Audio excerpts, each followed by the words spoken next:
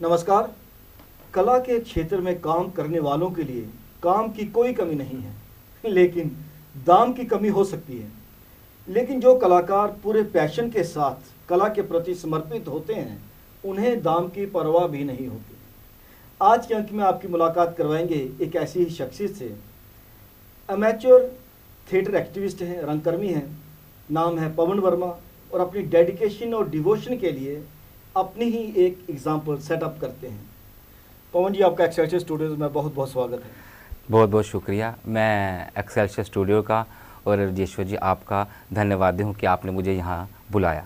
अगर रंगमंच की बात करें तो आपकी रंगमंच में शुरुआत जो हुई वो रामलीला से हुई या यहाँ पे जो थिएटर ग्रुप्स हैं उनके माध्यम से?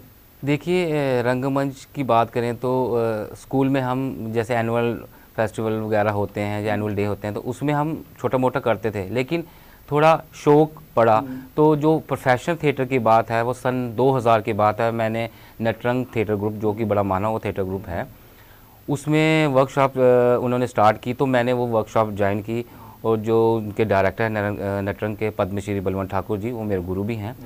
उनके सानिध्य में मेरी जो थिएटर यात्रा है प्रोफेशनल वो शुरू हुई लगातार। अच्छा, तो अब तक आप कितने नाटक कर चुके हैं? देखिए पवन जी, न केवल जम्मू में, पूरे भारतवर्ष में, भारत के बाहर भी नटरंग की तरफ से अलग नाटक प्रस्तुतियों में उल्लेखनीय योगदान दे चुके हैं, बतौर अलग अलग पात्र निभाते हुए। देखिए, नटरंग में जब मैंने थिएटर शुरू किया तो वहाँ पे डोगरी नाटकों में, हिंदी नाटकों में मैंने भाग लिया। तो कम से कम अभी तक मतलब कि 80 से ज़्यादा जो नाटक कर चुके, जिनकी प्रस्तुतियाँ 700 से ज़्यादा हो चुकी हैं, जो देश और विदेश में भी हुई। ये यात्रा चलती रही। फिर 2000 जो मुख्य पड़ाव था वो आया ज़्यादा 2009 में, जब नटरंग थिएटर ग्रुप के साथ मैं भारत के बाहर डोगरी नाटक लेके गया। वहाँ पे मतलब कि ईयर ऑफ इंडिया करके फेस्टिवल होता है इन रशिया, और अगले साल year of India Russia in India, ऐसे करके ICCR के भारत सरकार द्वारा ये करवाया जाता है। तो year of India in Russia था, उसमें हम गए तो हमने डोगरी नाटक घुमाई का प्रस्तुति दी। और रशिया के सारे शहरों में जितने भी वहाँ के जो प्रमुख शहर हैं जहाँ पे इसका आयोजन किया था, वहाँ हमने डोगरी नाटक, और लोगों ने सराहाया भी, स्टैंडिंग ओवेशन भी दिया। ये है भाषा की पकड़ और भाषा की कितनी वहाँ पे आपकी जो भाषा समृद्ध होती है। मेरे ख्याल में पहला ग्रुप रहा होगा जो बिल्कुल जिसकी बाहर इतनी ज़्यादा प्रस्तुतियाँ हुई। स्टैंडिंग ओवेशन तक देखा है हमने वहाँ पे कि लोगों का नाटक के प्रति कितना पैशन है वहाँ का देखने, और हॉल पैक होते थे। उसके बाद हम जर्मनी गए। जर्मनी में फ्रैंकफर्ट इंटरनेशनल थिएटर फेस्टिवल करके होता है, वहाँ में हमने प्रस्तुति दी। कहने का मतलब ये है कि भाषा कोई मतलब कि कोई रुकावट नहीं होती। एक बंदे का पैशन, बिल्कुल बिल्कुल वो भाषा होती है, वो आपको बाहर जाके पता चलता कि आप कहाँ पे खड़े हैं। रंगमंच की यही मतलब कि पावर है कि वो आपको एक आपकी पर्सनैलिटी डेवलप करवाती है।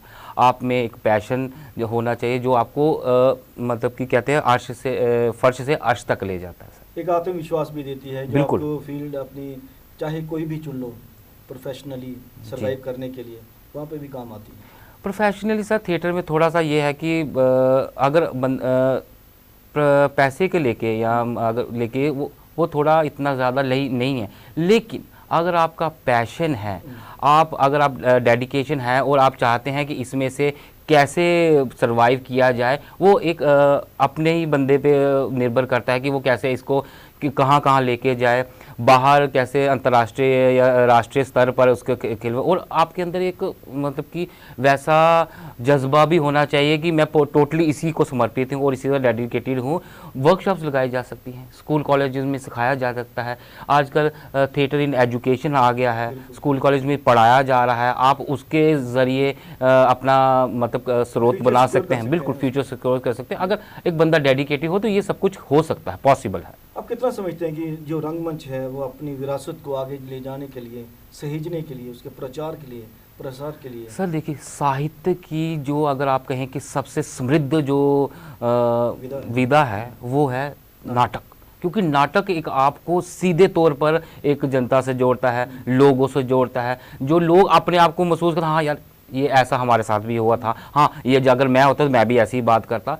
तो नाटक जो है भाषा को समृद्ध करने में सबसे ज़्यादा योगदान देता है बाकी विधाओं से। मैं नहीं ये कि बाकी विधाएं नहीं लेती, लेकिन नाटक एक सशक्त माध्यम है, इंटरेक्शन डायरेक्टली होती है, बिल्कुल सशक्त माध्यम है लोगों को अपने साथ जोड़ने का, भाषा को समृद्ध करने का। क्योंकि जब हम राष्ट्रीय अंतर्राष्ट्रीय थिएटर फेस्टिवल्स में जाते हैं, वहाँ पे अलग अलग भाषा के आए होते हैं, हम उन भाषा को नहीं जानते हों भी हम उनको इंजॉय कर रहे होते हैं, उनके प्लेस को, उनके कल्चर को हम तक पहुँचाया जाता है। हम देखते हैं हाँ अच्छा ये मराठी नाटक, मराठी में ऐसा कल्चर होता है। जब वो हमारा डोगरी नाटक देखते हैं, हमारी वेशभूषा से, हमारे बोलचाल से, हमारे एक्शन से, हमारे जो वहाँ पे उसमें कल्चर हमने दिखाया था, वो उससे भाषा का विस्तार होता है। लेकिन मैं आपसे एक बात पूछना चाहूँगा कि जब एनुअल ड्रामा फेस्टिवल यहाँ पे होता है तो डोगरी नाटक बहुत कम देखने को मिलते हैं, ऐसा क्यों सर? जबकि सत्य यह है कि जैसे नटरंग अगर बाहर गया तो डोगरी नाटक लेकर ही बाहर बिल्कुल गया। नटरंग के बरुण ठाकुर जी को अगर पद्मश्री मिला तो डोगरी नाटक में कार्य करने के लिए ही मिला।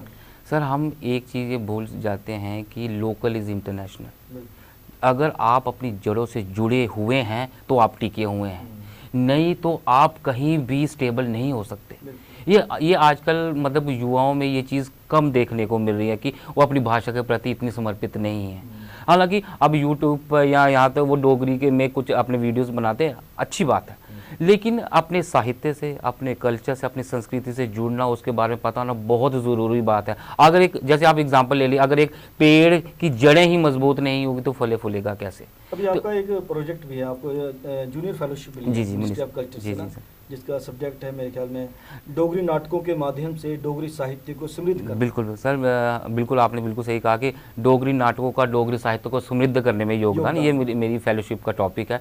और इसी में मैं ये बताना चाहता हूँ कि हमारे डोगरी में बहुत नाटक लिखे गए हैं। लेकिन मैं इसी बात पर आना चाहता था कि जैसे आप कह रहे हैं कि डोगरी में बहुत ज़्यादा नाटक लिखे गए हैं, 100 के करीब नाटक प्रकाशित भी हैं बिल्कुल मेरे ख्याल में, और आपके ये रिसर्च का टॉपिक भी है। बिल्कुल बिल्कुल सर। तो आपको वो उसमें से वो खंगालने का मौका भी मिलेगा। लेकिन जब एनुअल ड्रामा फेस्टिवल है जम्मू में, किसी भी रंगमंच संस्था का प्रोग्राम बनता है, मैं कोई नाटक करूँ तो वो वहीं घूम फिर के वही मोहन राकेश, शंकर शेष, बादल सरकार, मैं नहीं कहता कि वो नाटक नहीं किए जाने चाहिए, वो किए जाने चाहिए, लेकिन वही बादल सरकार, वही शंकर शेष, वही मोहन राकेश डोगरी भाषा में भी तो है। सर ये मतलब कि कुछ लोग इस चीज़ को अपना बना लेते हैं कि मतलब कि छोटा नाटक और 2-4 और भाषा, ऐसा तो नहीं कि जो ऑलरेडी नाटक हुआ हो उस पर मेहनत भी कम होती।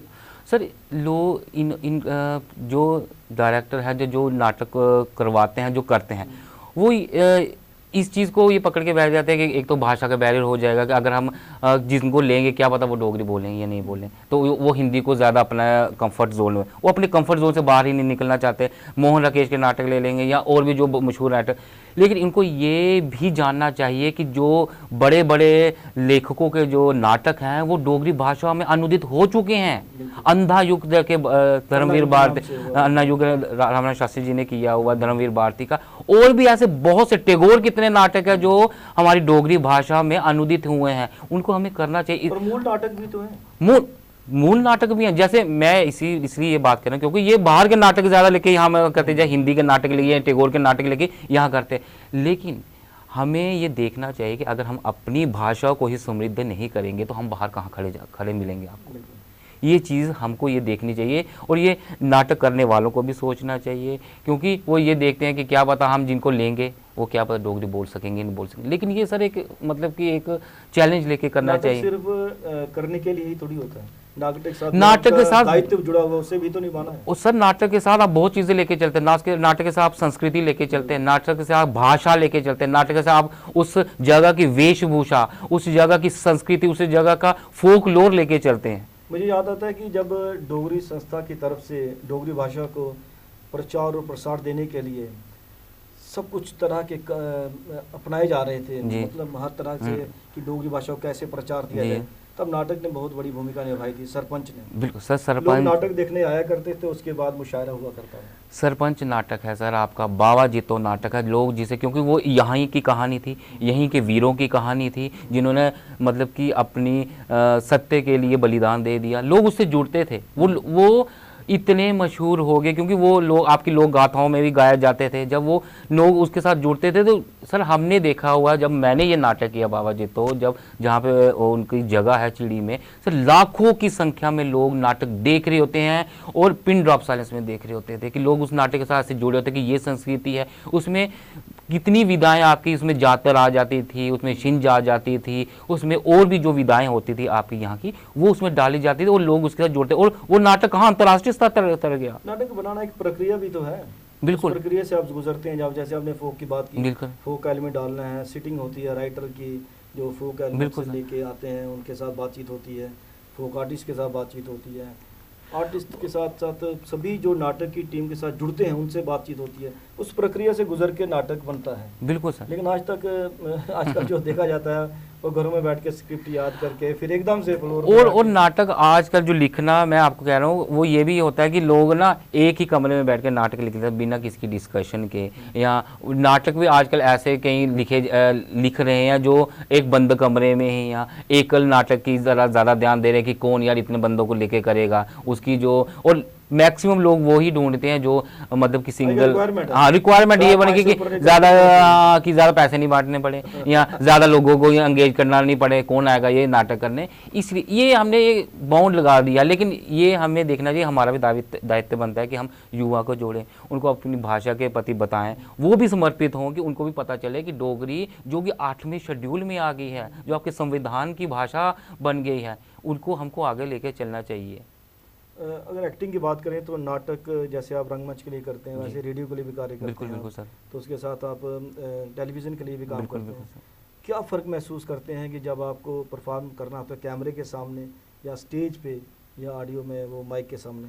सर देखिए, जो मज़ा आपको स्टेज पर रंगमंच करने में, क्योंकि एक लाइव ऑडियंस होती है, आपका जो रिस्पॉन्स आता है, आपके जो भाव खिल के आता है, आपको जो करने के लिए मतलब कि जैसे खुला आसमान दिया जाता है, वो आपको स्टेज पे ही मिलता है।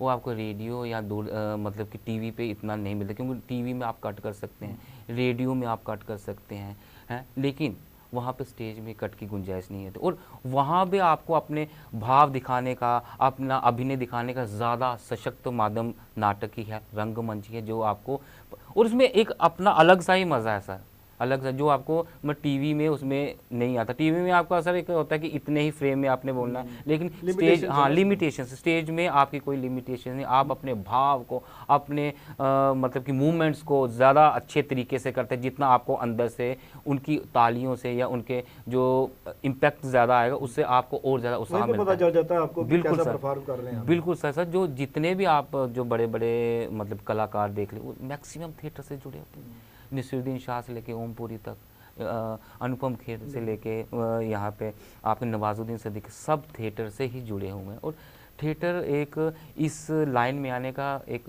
बेसिक, क्या यही वजह है कि क्योंकि आप थिएटर के साथ जुड़े हुए हैं तो आपका सब्जेक्ट भी वही है बिल्कुल शोध का? बिल्कुल सर, थिएटर के साथ भी जुड़ा हूँ, लिटरेचर के साथ मेरा अपना प्यार है, डोगरी लिटरेचर के साथ मुझे लिटरेचर में फेलोशिप मिली, लेकिन मैंने रंगमंच को नहीं छोड़ा।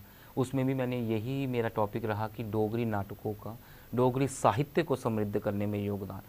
इसके माध्यम से सर मैं ये भी बताना चाहता हूँ कि हमारे साहित्य में नाटकों की कमी नहीं है, और अनुदित नाटकों की कमी भी नहीं है, और रेडियो नाटकों की कमी भी नहीं है, कि इससे यदि कम से कम मैं थोड़ा सा ये योगदान दे सकूं कि बता सकूं लोगों को कि हमारे पास इतना मतलब कि सरमाया है इस चीज़ के लिए कि हम बाहर क्यों हाथ मारते हैं, जब हमारे घर में ही इतना हम अपने इतने समृद्ध हैं, अपने इतने योग्य हैं, तो हम बाहर क्यों ऐसा करते हैं। और नाटक इतने थे सर, अच्छे नाटक हैं। आज डोगरी का साहित्य सर इतनी भाषाओं में अनुदित हुआ है और इतने विश्व स्तर तक गया। पद्मा सचदेव का नाम आप कैसे भूल सकते हैं, वेदराही जी का नाम आप कैसे भूल सकते हैं, और भी रामनाथ शास्त्री नाम कैसे भूल सकते हैं। मतलब इतना डोगरी साहित्य आज इतनी जगह में अनुदित हुआ है, और बाकी साहित्य का भी डोगरी में हो रहा है। तो हमें इस चीज़ का भी अपना गौरव महसूस करना चाहिए कि हम ऐसी भाषा के मतलब लोग हैं जो ऑलरेडी अंतर्राष्ट्रीय है और 8वें शेड्यूल में है। लोक कथाओं को किस हद तक यूज़ किया जाना चाहिए नाटक बनाने के लिए? क्योंकि आपने जैसे रतन थियाम वगैरह जितने भी नाटककार हुए हैं, बलवंत जी ने भी जो नाटक किए हैं, ज़्यादातर बेस उनका फोक टेल्स ही रहा।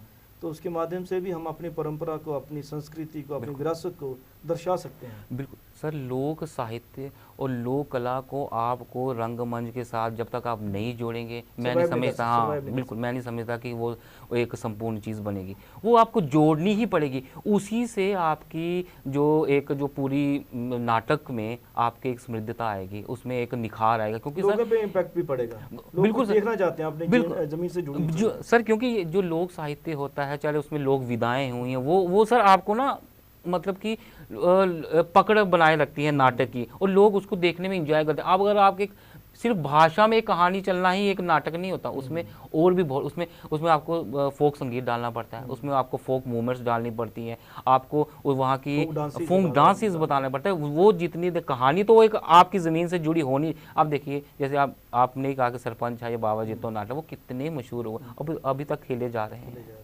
ये चीज़ होती है कि लोक साहित्य आपको कितना, सर आप बाकी राज्यों में देख लीजिए, जैसे आपका महाराष्ट्र का तमाशा है, या बंगाल की जाता है, या गुजरात की वो भवाई है, वो कितनी समृद्ध है, वो इन्हीं में थिएटर करके अंतर्राष्ट्रीय स्तर पर जा रहे हैं। इसलिए हमें अंतर्राष्ट्रीय स्तर पर जो गए तो बलवंत ठाकुर जी भी तो अपने फोक को ही लेके गए। बिल्कुल बिल्कुल बिल्कुल, हाँ घुमाई नाटक गया, और उसमें मतलब कि उन्होंने डोगरी फोक को इतने अच्छे, उनका डोगरी फोक संगीत को, डोगरी फोक गानों को और वेशभूषाओं को वहाँ तक पहुँचाने में प्रेरित होने की बात करते हैं। तो जो हमारे यहाँ पे जो निर्देशक हैं या जो लोग रंगमंच संस्थाएं चलाते हैं, वो प्रेरित क्यों नहीं हो पाते कि जैसे वो वहाँ पे गए, उस हद तक पहुँचे, हमें भी वहाँ तक पहुँचना है, लेकिन उस हद तक पहुँचने के लिए रास्ता कौन सा है? सर मैं वो कह रहा हूँ ना सर, दृष्टिकोण की बात है। एक कंफर्ट जोन बना लेते हैं कि यार कौन इतनी मेहनत करेगा, कौन इतना करेगा, लेकिन सर मेहनत नहीं करोगे वहाँ तक पहुँच नहीं बिल्कुल पाओगे। सर, ये एक तपस्या की बात है। आपको एक नाटक बनाने में 1 महीना नहीं लगता। जैसे कई बार लोग कहते हैं कि 1 महीने के स्क्रिप्ट जमा कराओ, दूसरे महीने आप प्ले करो। सर नाटक बनाने में कई दिन लग जाते हैं, कई क्योंकि उसमें एक आपका संगीत का अलग से जुड़ेगा, जो आपकी कॉस्ट्यूम बनाएगा वो अलग से जुड़ेगा, जो अभिनय करेगा वो स्क्रिप्ट लिखने वाला।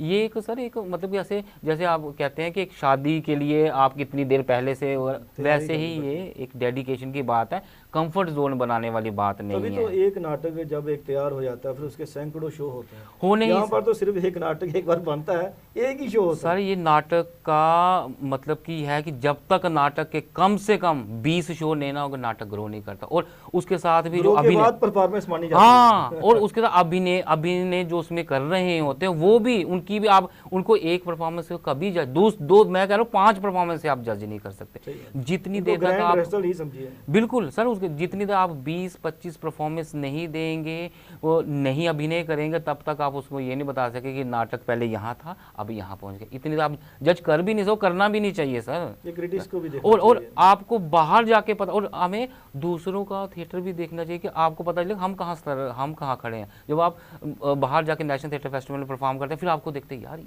ऐसा भी होता है, ये चीज़ें भी यूज़ होती हैं। छोटी छोटी चीज़ों पर सर काम हुआ आता है। अगर आपके कॉस्ट्यूम के साथ कोई, अगर आपका गले में डालने में गमछा, उसके साथ अगर कोई कुछ चीज़ लगी है, वो भी उनका फोक होगा जहाँ, तो हम उस चीज़ पे भी इतनी छोटी चीज़ों पे काम हुआ था कि ऐसे मूवमेंट्स कैसे लेनी है, कैसे सभी ने इकट्ठे चलना है, कैसे बाजुएं हिलानी है, कैसे कैसे चीज़ें यूज़ करनी है। एक मतलब की छड़ी ही होगी, उसको भी कैसे घुमा, बिल्कुल सर, वो भी उनकी जड़ों से जुड़ा हुआ था। तभी मैं सर वही कह रहा हूँ कि लोकल इज इंटरनेशनल, हम ये चीज़ समझ ही नहीं पाते। अगर हम अपनी भाषा में समृद्ध हैं, अपनी संस्कृति में समृद्ध हैं, अपनी फोक लोर में समृद्ध हैं, तो हम दुनिया के हर उस उच्च व्यक्ति का मुकाबला कर सकते हैं, जिसका हम कहते हैं यार हम यहाँ कैसे पहुँच सकते हैं। अपने आप में ही मंथन करने वाली बात है। इसके लिए हमें ये पहचाना होगा कि हमारा अस्तित्व है क्या, बिल्कुल, और अस्तित्व को बचाना हमारा फर्ज है।